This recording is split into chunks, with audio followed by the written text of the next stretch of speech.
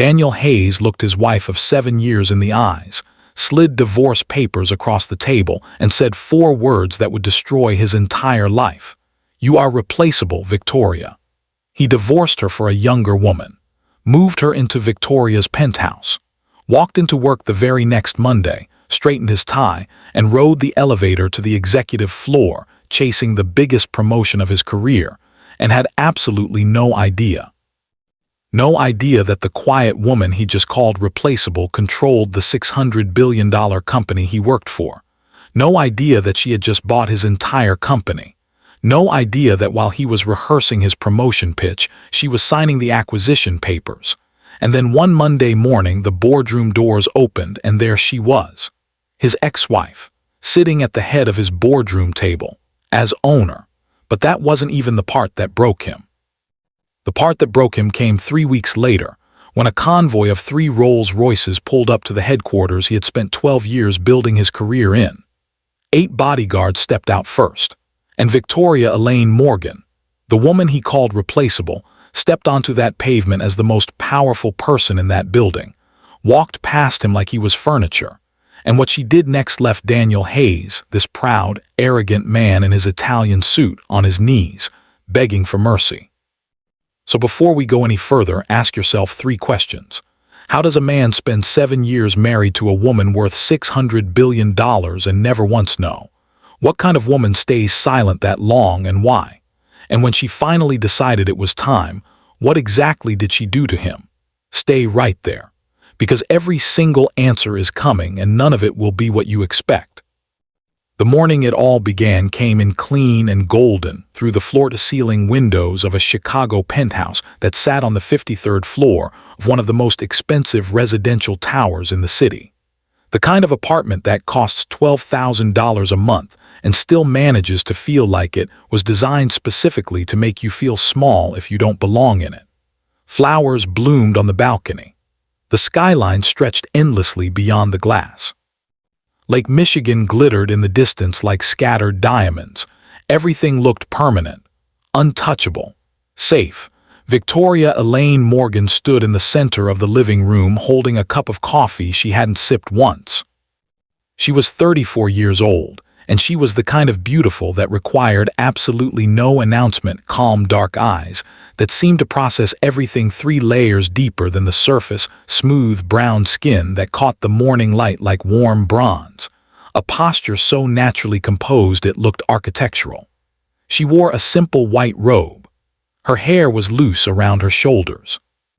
To any outside observer walking past that window 60 stories above Chicago, she looked exactly like a woman who had simply woken up on an ordinary Sunday morning, with nothing more pressing on her mind than what to have for breakfast.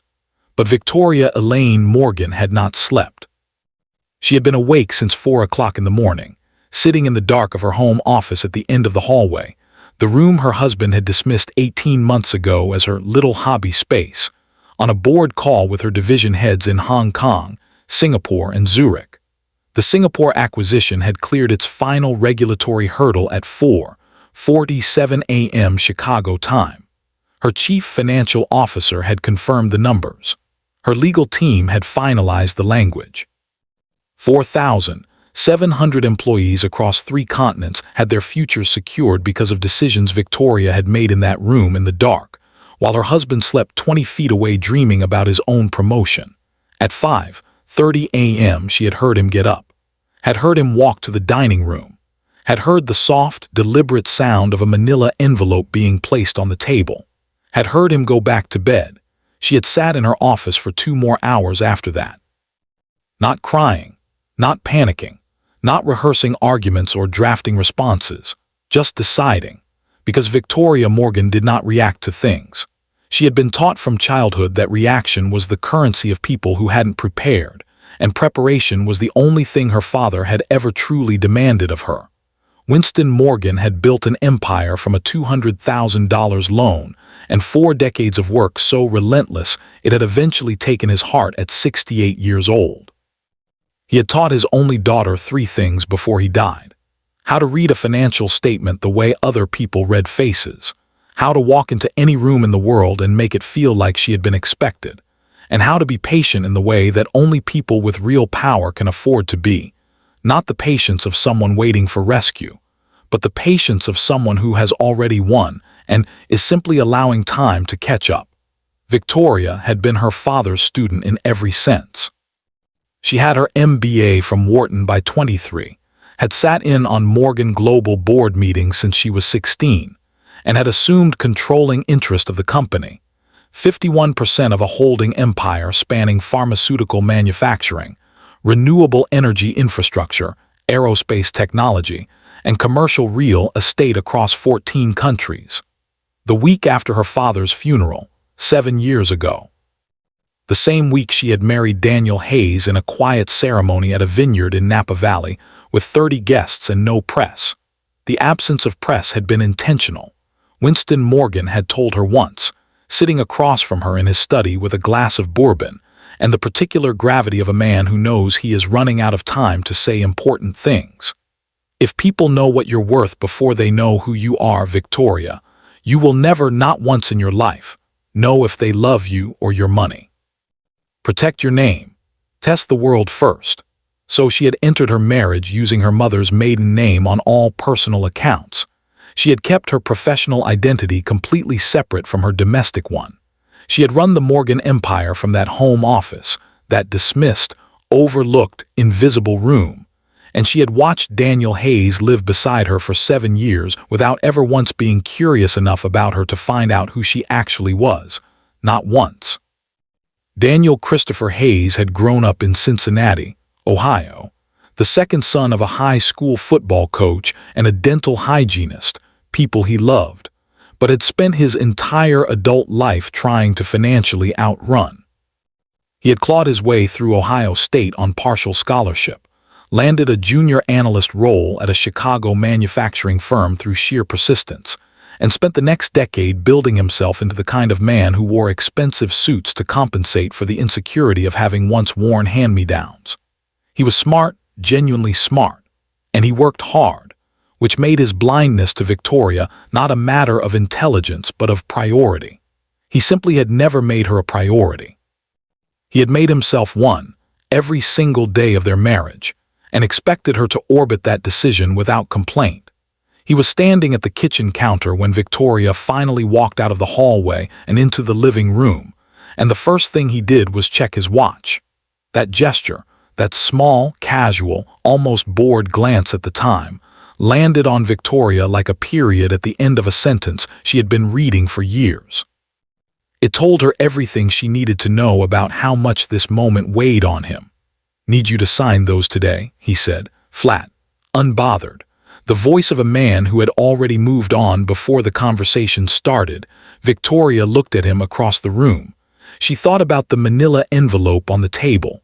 She thought about Hong Kong. She thought about her father. She thought about the night of their 3rd anniversary when Daniel had reached across a candle-lit restaurant table, taken her hand, and said, "I don't know what I'd do without you." And she had believed him so completely that she had pushed back a meeting with her board of directors to stay in that restaurant 2 hours longer just to sit across from him. "Daniel, Victoria." He cut her off before she reached her second syllable. "We've been through this. You know why, me again," she said quietly. "I want to hear you say it out loud." He exhaled that sharp, dismissive exhale she had spent 7 years cataloging in the filing cabinet of her patients, and pushed off the counter. He walked toward the center of the room but stopped short of her, like some part of him already understood there was a line between them now that physics had drawn. "Because you've become stagnant," he said. "No ambition, no drive. You don't contribute anything meaningful to the life I'm building. I need a woman who matches where I'm going." The word stagnant floated in the air between them, and Victoria let it float. She didn't flinch. She didn't blink faster. She simply stood there and let him say it, the way a mountain lets wind say whatever it wants. She thought about the Singapore acquisition. She thought about the 43-page liability clause she had personally reviewed at 2 in the morning last Tuesday, because she trusted no one else to catch the specific language buried in Section 11C that would have cost her company $340 million in exposure. She thought about the call she had taken last Thursday from the governor of Illinois' office, requesting her foundation's partnership on a state infrastructure initiative. She thought about the 17-year-old girl in Atlanta who had received a full college scholarship last month through the Alina Initiative, Victoria's privately funded program, named after her mother, who had sent a handwritten thank you note that Victoria had folded carefully and placed in her desk drawer because it had made her cry in a way that quarterly earnings reports never could. Stagnant. "Rachel understands my vision," Daniel continued, his voice carrying the particular texture of rehearsed regret, the emotion of a man performing feeling rather than experiencing it. "She challenges me. She's 26, Daniel. This isn't about age." "Then what is it about?" He looked at her, really looked at her, and for one fraction of 1 second, the length of a single heartbeat, something moved behind his eyes. Something that might have been the ghost of the man he was the night of that 3rd anniversary. Something that recognized, on some animal level beneath the ego and the certainty, that the woman standing across from him in a white robe holding a cold cup of coffee was not what he had decided she was. It vanished as quickly as it had come, swallowed whole by everything he had already chosen. "Replaceable, Victoria," he said. "I kept waiting for you to grow into the woman I needed. You never did. So I found someone who already is." Room went completely silent. Victoria set her coffee cup down on top of the envelope. She picked up the pen lying beside it, and she signed every single flagged line, every page, every initial, not with shaking hands, not with tears burning tracks down her face, but with the calm, unhurried, perfectly legible signature of a woman who had been preparing for this moment since 4 a.m. and had long since made peace with what came next. She slid the papers across the table toward him. Then she walked to the balcony, looked out over the Chicago skyline, her father's city, her company's city, the city whose skyline contained 3 buildings with Morgan Cross steel in their bones, and lifted her coffee cup to her lips. The first sip was perfect. She did not look back, not because she wasn't in pain. She was. The kind of pain that lives in the chest like a stone you learn to breathe around. But Victoria Elaine Morgan had been taught that there is a difference between feeling something and being destroyed by it, and that difference was preparation. She had already made the calls, already signed the acquisition papers, already put everything in motion weeks before Daniel placed that envelope on the table, because she had known this was coming. She had known since the night 4 months ago when she had quietly and without drama confirmed what she had begun suspecting. The texts, the weekend conferences, the cologne that changed. She had known, and she had not confronted him, and she had not begged, and she had not warned him. She had simply prepared. Because Daniel Hayes was about to walk into a Monday morning he would spend the rest of his life trying to recover from. And Victoria Elaine Morgan, the woman he had just called replaceable, was going to be the one sitting at the head of the table when he arrived. The week after Daniel Hayes signed his name beside Victoria's on those divorce papers was, by every external measure, the best week of his professional life. He closed a vendor contract on Tuesday that he had been negotiating for 4 months. A $67 million supply agreement between NEXGEN Industries and a Midwest Automotive Components Group. And the congratulations from his colleagues came in waves that fed something in Daniel that had always been slightly hungry, no matter how much it was given. His boss, the current chief operating officer, Lawrence Edmund Briggs, 61, gray-templed, a man who had built his career on making other men feel like they owed him their success, called Daniel into his office and told him, with the particular warmth of someone who also wanted something, that the COO position opening up in 90 days had Daniel's name written all over it. "Exactly what this company needs moving forward," Lawrence said, leaning back in his chair with the confidence of a man who believed he was the one doing the choosing. Hungry, driven, no distractions. Daniel had driven home that evening, home now being a serviced apartment in River North that he'd moved into temporarily while Rachel settled into the penthouse, and he had sat in his car in the parking garage for 10 minutes just feeling the weight of it, the life he was building. The version of himself he was finally becoming, he called Rachel.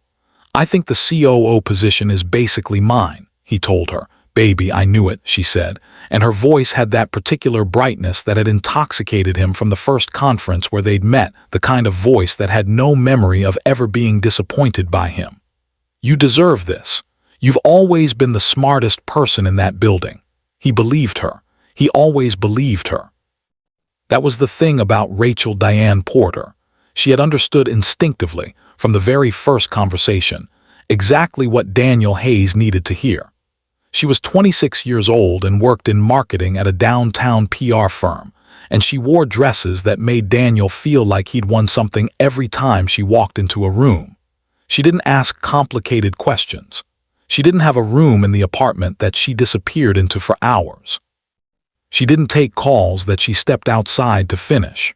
She was, in every way he had convinced himself mattered, the opposite of Victoria. What Daniel did not know, could not have known, because he had never been curious enough to find out, was that the week he was celebrating his vendor contract, Victoria was in a glass-walled conference room on the 41st floor of a building 6 blocks away, seated at a table with 12 lawyers, 4 financial advisors, and Arthur William Cross, 72 years old, silver-haired, the kind of man whose presence made entire rooms recalibrate their posture. Finalizing the last details of the most significant corporate acquisition Chicago had seen in 11 years, Morgan Cross Global Holdings was buying NEXGEN Industries. The deal had been in motion for 7 months. Arthur Cross, who had been Winston Morgan's closest business partner and surrogate uncle to Victoria since childhood, had identified NEXGEN as a strategic acquisition target for their manufacturing portfolio 18 months ago and brought it to Victoria's attention during one of their monthly dinners. Victoria had spent 6 months reviewing every financial filing, every operational report, every HR record, every leadership evaluation the company had ever produced, with the thoroughness of someone who understood that when you buy a company, you are also buying its problems. She had read Daniel's HR file, 3 formal complaints from female subordinates in 2 years. A pattern of credit-taking documented in 3 separate performance reviews by people beneath him, who had eventually stopped bothering to report it. A termination recommendation from an HR director 2 years ago that had been quietly shelved by Lawrence Briggs, who had his own reasons for protecting Daniel that had nothing to do with Daniel's performance and everything to do with the vendor relationships Daniel had cultivated that benefited Briggs personally. Victoria had read all of it. She had said nothing to anyone about the fact that she recognized the name on those files as the man who had spent the previous 5 months sleeping beside her. She had simply continued reading, because the acquisition was not about Daniel. The acquisition had been in motion before she had even suspected his affair. The universe had simply arranged things with a particular sense of irony that Victoria was not going to waste by being emotional about it. The deeper logic of who Victoria was had been built long before Daniel Hayes ever entered her life, and it would exist long after he left it. She had grown up in a house where power was discussed at the dinner table, the way other families discuss the weather practically, specifically, without romance. Her mother, Eleanor Grace Morgan, had been a corporate attorney before she became the quiet force behind Winston's empire, and Eleanor had given Victoria something more valuable than any inheritance: the ability to sit in a room full of people who underestimated her and feel nothing but clarity. There was a memory Victoria carried from when she was 9 years old. She had been sitting outside her father's study during a board meeting she wasn't supposed to know about, her back against the hallway wall, listening through the crack in the door as a man she had never met told her father that bringing a woman into the boardroom was a liability the company couldn't afford. Her father had been silent for a long moment. Then Winston Morgan had said, in the particular quiet voice he used when he was most certain, "The woman you're referring to is my daughter. And one day, every man in this room will answer to her. So I suggest we move on." Victoria had never forgotten the silence that followed. She had spent the next 25 years becoming the woman that silence had predicted, back in the penthouse, her penthouse, which remained legally registered under her mother's maiden name on the lease because Victoria had structured all her personal property holdings through a private trust that Daniel had never asked about. Rachel was redecorating. Victoria had received the photos through a mutual contact who thought she should know, though she hadn't asked. Rachel had replaced the curtains in the living room with something that cost $400 and looked it.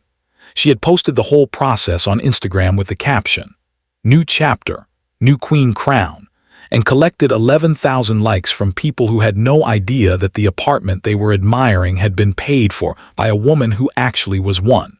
Victoria had looked at the post once, closed her phone, and returned to the acquisition documents. Meanwhile, across town, a very important piece of the story was being quietly set in place. NEXGEN Industries had a board of directors made up of 9 members, 6 of whom had been approached in the preceding months by Morgan Cross representatives for what had been framed as strategic partnership consultations. These board members had signed non-disclosure agreements. They knew an acquisition was coming. They did not know the identity of the acquiring party's principal shareholder. That information had been compartmentalized with the precision that only a woman who had been protecting her identity for 7 years could manage. The only person at NEXGEN who knew everything was Arthur Cross, who attended the company's quarterly gala events as a strategic advisor, a title that gave him access without raising questions. He had attended 3 such events in the past year, moving through the room with the ease of a man who understood that the most powerful thing in any space is information, and he had the most of it. It was at the second of these galas, 6 months before the divorce, that Daniel Hayes had walked past Arthur Cross without acknowledgement, his hand on the small of Rachel's back as he guided her toward the bar, unaware that the silver-haired older man he had just brushed past without so much as a nod was the closest person on earth to the woman he was currently betraying. Arthur had watched Daniel move through the room that night with the particular, unhurried attention of someone who was building a complete picture. He had then sent Victoria a single text message. He brought her to the company gala. "Thought you should know. Are you all right?" Victoria had replied after 11 minutes, which was how long it had taken her to finish the paragraph she was reading in a regulatory filing. "I'm fine, Arthur. Keep watching." Arthur Cross had smiled at his phone in a way that nobody around him understood and gone back to watching. Now, in the conference room 6 blocks from NEXGEN headquarters, Arthur sat beside Victoria as the final acquisition documents were signed and notarized. The NEXGEN board members present, 6 of the 9, added their signatures in sequence. The company's financial advisors exchanged the paperwork. The lawyers confirmed the regulatory filings were in order. Arthur leaned toward Victoria when it was done and said quietly, "Your father would have found this very satisfying." Victoria capped her pen. "My father would have done it in half the time," she said. And then, because it was true, she smiled. It was the smile of a woman who had spent 7 years being invisible.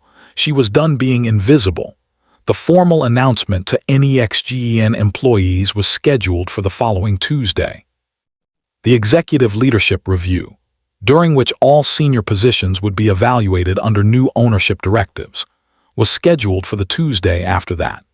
Daniel Hayes had no idea that the Tuesday morning he would walk into work expecting to finalize his COO pitch was the same Tuesday morning his ex-wife would be sitting at the head of his conference room table with his entire professional future in her hands.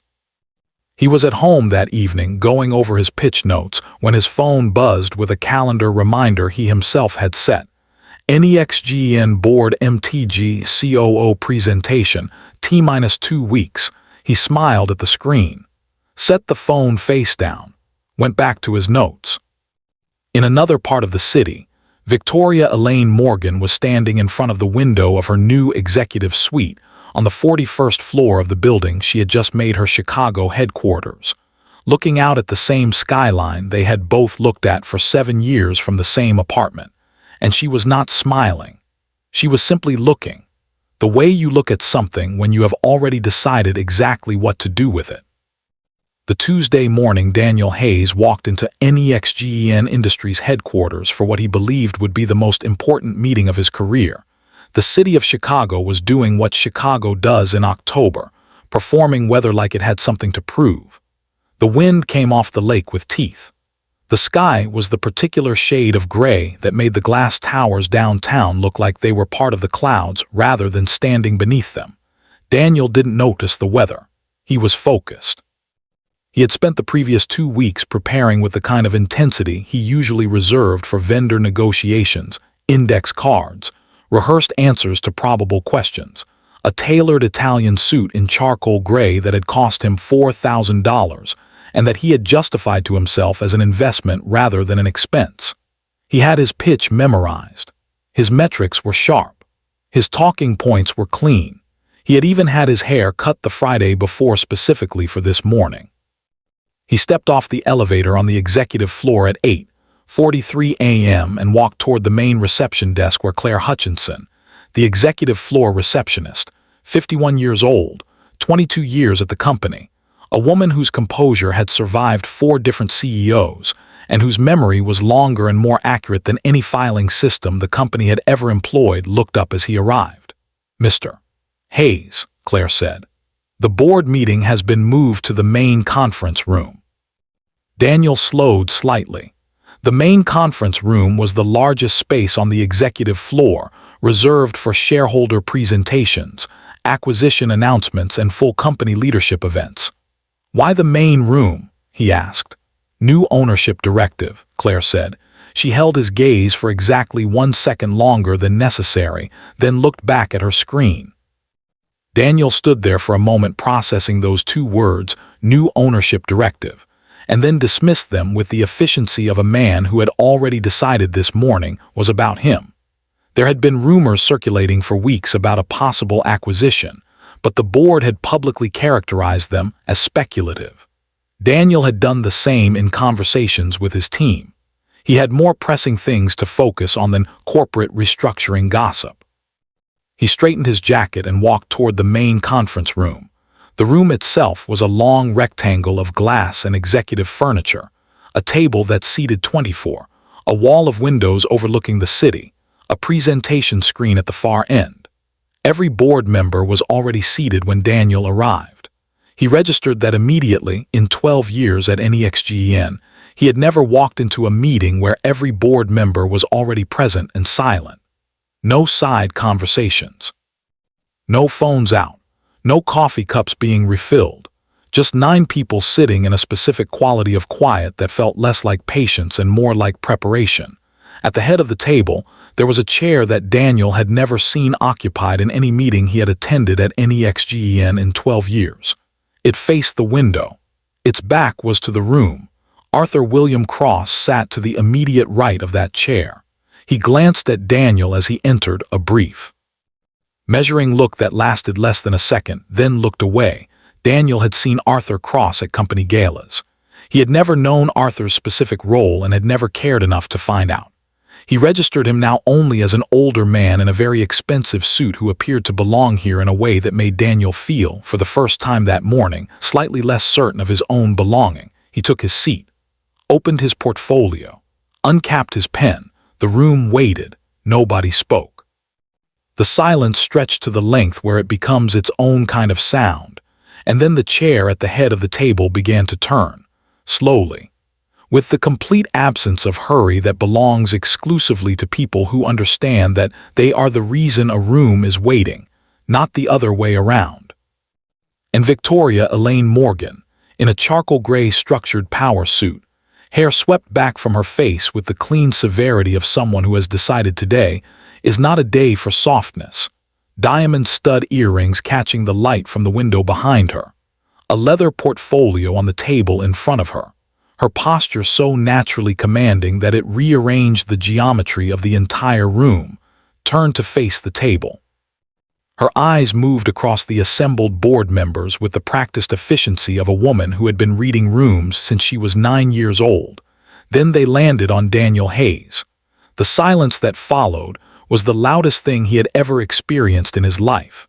It lasted 4 seconds. 5. long enough for Daniel's brain to attempt and fail 3 times to produce a coherent explanation for what his eyes were reporting.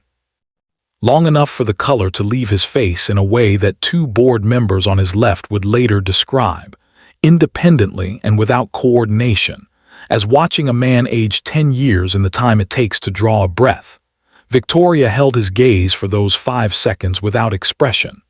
Not with triumph, not with cruelty, not with the satisfaction of a woman watching a man understand what he had thrown away. Just with the professional, contained, completely composed attention of an executive who has noted the presence of every person in the room and is now prepared to begin. Then she opened her portfolio. "Good morning, everyone," she said. Her voice was steady, warm even, the voice of someone completely at home. For those who haven't yet received the formal communication, as of last Friday, the acquisition of NEXGEN Industries by Morgan Cross Global Holdings is complete. Effective immediately, I am the new owner and executive chair. Arthur Cross will serve as interim chief executive while we complete our leadership evaluation process. We will be reviewing all senior leadership positions over the next 30 days. She paused, looked around the table. Her eyes returned to Daniel's for the briefest, most deliberate moment. "All positions," she said. Daniel's pen was in his hand. His pitch notes were in the portfolio open in front of him. The $4,000 Italian suit was doing absolutely nothing for him. His mouth was open by approximately the width of one word that he could not locate anywhere in his body. One of the other board members, a woman named Patricia Sloan, the VP of Finance, who had worked alongside Daniel for 6 years and privately found him insufferable, looked across the table at his expression and then very carefully looked away again, directing her full attention to her notepad with the controlled neutrality of someone who understood that what she was witnessing was private even though it was happening in a room of 14 people. Arthur Cross, to Victoria's right, sat with his hands folded on the table, and his face arranged in the pleasant blankness of a man who had been waiting for this particular morning for quite some time, and found it to be exactly what he had expected. Victoria proceeded to cover, in the next 47 minutes, a complete overview of Morgan Cross's operational philosophy, the strategic rationale for the NEXGEN acquisition, the timeline for integration, and the criteria by which leadership positions would be evaluated. She spoke without notes. She answered 3 questions from board members with the fluency of someone who had reviewed every relevant document personally and retained all of it. She was, in every technical and professional sense, the most prepared person in the room by a distance that the room could feel without being able to quantify. Daniel said nothing for the entire 47 minutes. He could not have accurately reported afterward what most of those 47 minutes contained. His mind was conducting its own separate emergency session in a back room of his consciousness, running rapid calculations, pulling up memories, cross-referencing facts, reaching conclusions and immediately rejecting them because they were too large to hold, too structurally impossible to accept. The home office, the calls she took outside. The gala, 6 months ago, when the silver-haired man now sitting at the head of the table had nodded at Victoria across the room, and she had nodded back and Daniel hadn't noticed because he was busy shaking hands with the CEO. The anniversary dinner he had canceled. The way she had signed those divorce papers without crying. The way she had walked to the balcony. The way she had not looked back. When the meeting ended and people began gathering their things, Victoria stood, exchanged a word with Arthur Cross, accepted a document from one of her assistants who appeared from a side door with the silent efficiency of someone who had done this in boardrooms on 4 continents, and did not look at Daniel again. Not once. Daniel sat in his chair while the room emptied around him. He sat there for 4 minutes after the last person left, which is how long it took him to remember that his legs existed and that he was expected to use them. When he finally walked out, Claire at the reception desk looked up at him with the same pleasant professional expression she had worn for 22 years in that building and said, "Have a good morning, Mr. Hayes." He walked to the elevator. He pressed the button for the lobby.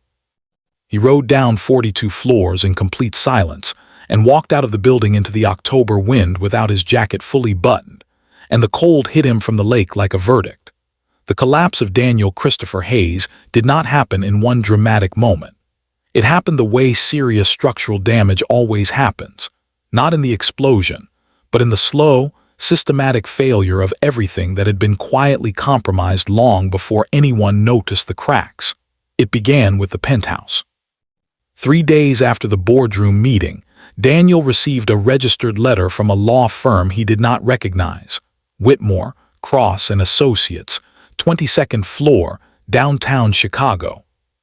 The letter was courteous, professional, and delivered the kind of information that causes a man to sit down without consciously deciding to.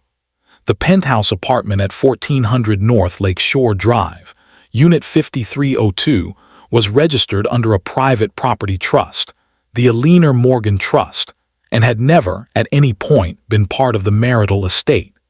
Daniel had no legal claim to the property. The trust's representative was requesting that he vacate within 30 days as stipulated in the lease agreement's original occupancy clause, a copy of which was attached for his reference. Daniel called his personal attorney, Marcus Webb, within the hour. Marcus reviewed the documents and called back in 2 hours with the particular tone of a lawyer delivering news he cannot improve. Daniel, the property structure is airtight. It was always hers. You were listed as an occupant, not an owner. There's nothing to contest here.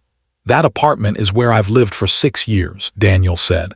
I understand, Marcus said, but legally it was never yours. Rachel, who was in the middle of posting a breakfast story on Instagram when Daniel told her, went quiet in the specific way that precedes a decision that has already been made. She set her phone down. She looked at him across the kitchen counter, the marble counter in the apartment she had spent 2 months publicly claiming as her domain, and said, "So we have to leave. I'll find us somewhere." Daniel. Her voice had changed, subtly but irreversibly. The brightness was still there technically, but it was the brightness of a screen that has been switched to low-power mode. How long is your severance? The severance had been addressed at a private meeting Daniel had with HR 4 days after the boardroom revelation.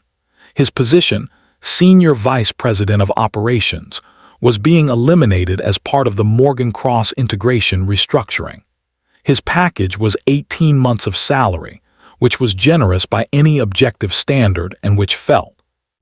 To a man who had just watched his entire professional identity evaporate in 47 minutes of a meeting he had walked into expecting a promotion, like being handed an umbrella after the flood. He told Rachel the number. She nodded slowly. "Okay," she said. But okay, Daniel was beginning to understand, had different translations depending on who said it and what they were looking at when they said it. He began his job search the following week, conducting it with the same focused energy he had always applied to professional challenges: updated resume, targeted outreach, warm contacts activated across his network. He had 12 years of legitimate operational experience, real results, a strong external reputation he had built through industry conferences and vendor relationships.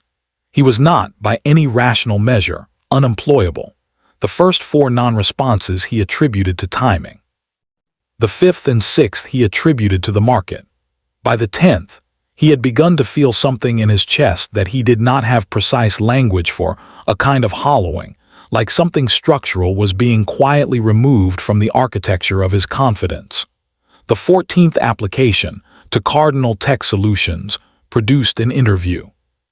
The hearing manager, a direct, enthusiastic man named Greg Dalton, had shaken Daniel's hand with real warmth at the end of 2 hours and said, "Daniel, honestly, you're exactly the profile we've been looking for. I'll be in touch by end of week." Rejection email came on Thursday, 2 sentences. Polite. Conclusive. What Daniel did not know, would not know for weeks, was that Cardinal Tech Solutions had a $200 million infrastructure contract pending with Morgan Cross Global. Their CEO had received a call from Victoria's office the Monday after Daniel's interview. Nothing had been said directly. Nothing needed to be. The CEO was a man who understood subtext and had not built a successful company by misreading it. The BMW was repossessed on a Wednesday afternoon.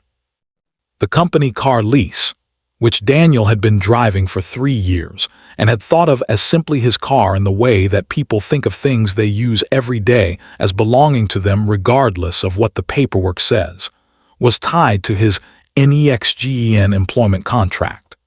Termination of employment triggered a lease recall clause. A man in a gray uniform and a courteous expression arrived at the building where Daniel had moved into a rented studio apartment and drove the car away while 3 of Daniel's former colleagues, who happened to be walking to lunch, witnessed it from across the street. None of them called him. He found out through a text from his building's front desk. He sat on the edge of the bed in the studio apartment, a room that smelled persistently of the neighbor's cooking and contained a window that looked directly into another building's wall, and looked at his phone for a long time without doing anything with it. Then Rachel stopped coming back. It didn't happen in one conversation.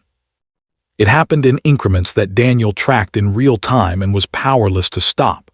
A weekend at her mother's in Atlanta that extended, a series of texts that grew shorter, a phone call where she asked questions about his timeline that had the structure of someone making decisions about their own future rather than sharing one. He called her 17 times in one night in the 3rd week of November. She picked up on the 18th. "Daniel," she said. And just the way she said his name once plainly without anything attached to it told him everything. "I care about you. I do, but this isn't," she paused. "I can't do this, I'm sorry. Rachel, I have to go," she said. She hung up. He called back twice.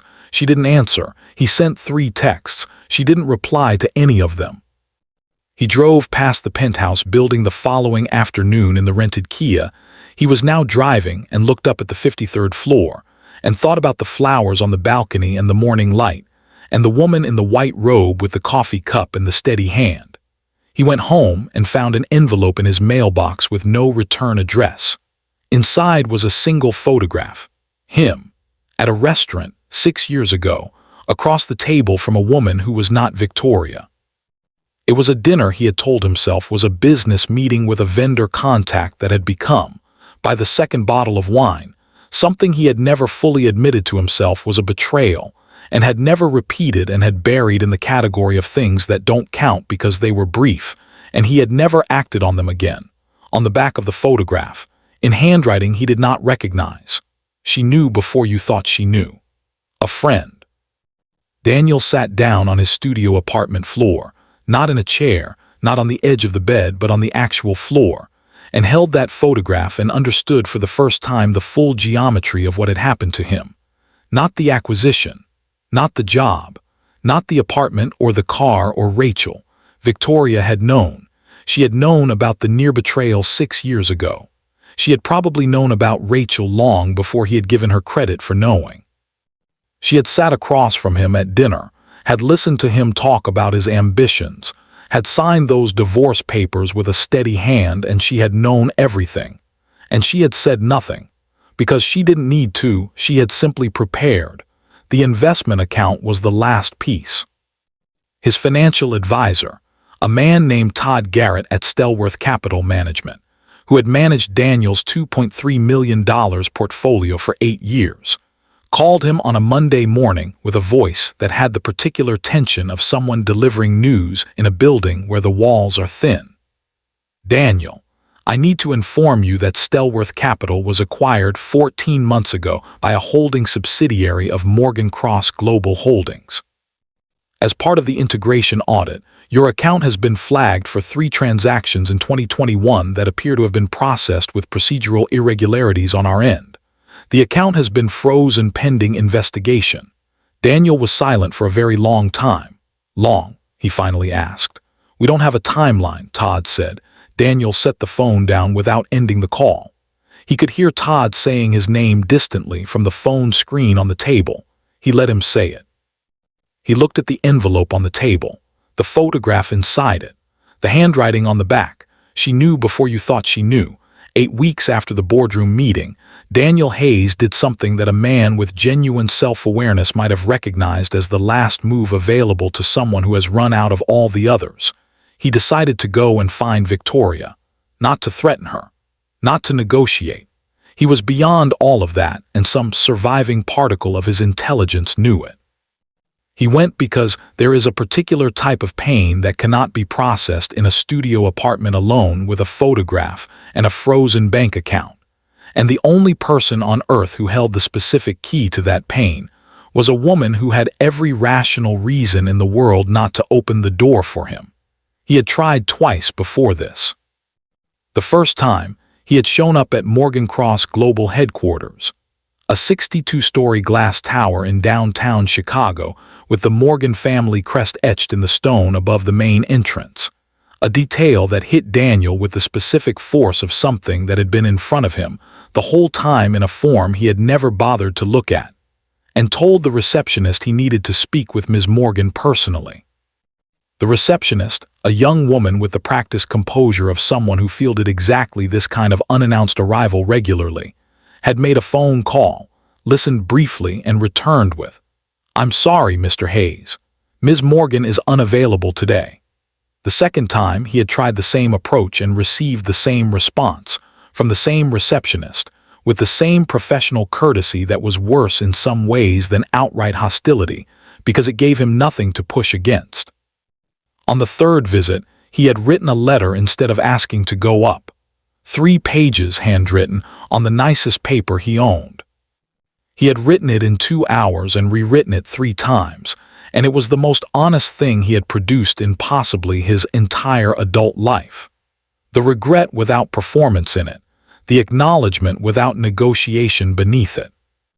The specific accounting of what he had failed to see, and what that failure had cost, and what it had taken losing everything to understand about the quiet woman who had made his coffee and run his errands and been completely invisible to him for 7 years while managing an empire that made his entire professional career look like a footnote. He cried writing 2 of the pages. He was not ashamed of that, which itself was new. He left the letter with the front desk and drove back to the studio apartment and waited.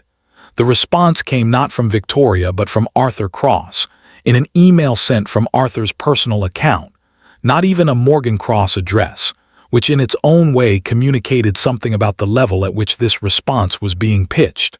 "Mr. Hayes, Ms. Morgan has received your correspondence. She has instructed me to convey that she wishes you well and has no further communication to offer on these matters. Warm regards, Arthur W. Cross." 1 sentence of substance. The rest was punctuation. Daniel read it 4 times. Then he closed his laptop and did not open it again that day. It was Arthur Cross who called him the following morning, unsanctioned. Arthur would admit if pressed, by anyone other than his own conscience. He was 72 years old and had known Victoria since she was 7, and there were things about this situation that he believed Daniel Hayes needed to hear not for Daniel's benefit, but because the truth had a way of being heavier when it was carried by only one person. "You want to know something, son," Arthur said. Not a question. Daniel said nothing, which Arthur took as a yes. "She was going to tell you everything on your 5th wedding anniversary. She had planned the whole evening. Private jet standing by for Vermont, the Morgan estate. She was going to show you who she really was, the whole thing, the company, the history, all of it. She had decided you had earned the truth." Daniel's hand tightened on his phone. "You canceled the anniversary dinner," Arthur said. "You said you had to finish a pitch deck." Silence that followed was very long. "She found the first text from that girl the same week," Arthur continued. "Not the restaurant photo, that was earlier. The text. She didn't say a word to you. She just quietly shelved the Vermont trip and started watching more carefully, and then she made decisions." Arthur, not finished. The old man's voice was not unkind, but it was immovable. "She didn't leave you, Daniel. She waited for you. For 7 years she waited for you to be curious about her, to walk into that office, to ask what she was working on, to ask who called, to ask anything at all about the life she was living right there beside you." A pause. "You never did."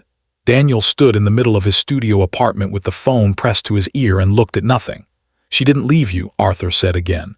"She just stopped waiting for you to deserve her." He paused one final time. "Take care of yourself, son." The line went quiet. It was a Wednesday night. Daniel stood without moving for 6 minutes. Then he sat on the floor again, the same floor he had sat on the night of the photograph, and he did not get up for a long time.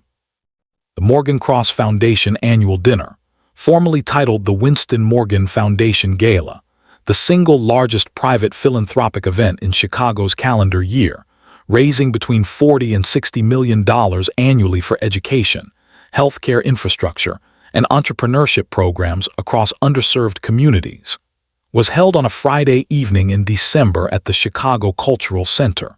Daniel had known about it from a notification on a news app. He hadn't planned to go.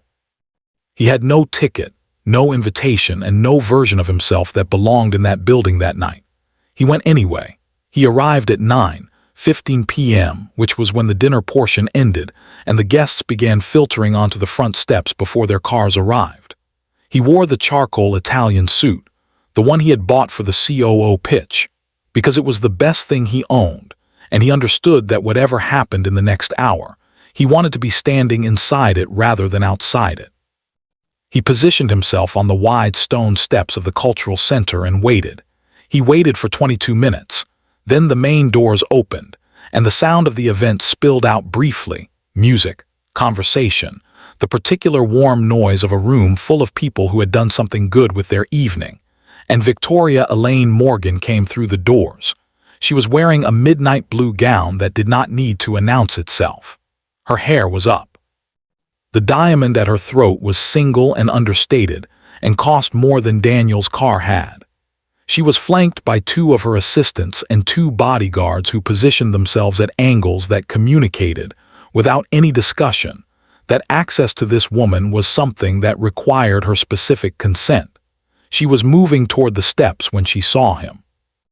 The 2 bodyguards moved instantly, not dramatically, not aggressively, but with the clean, decisive efficiency of people who have assessed the situation and begun responding to it before most people would have finished blinking. Victoria raised one hand, barely an inch.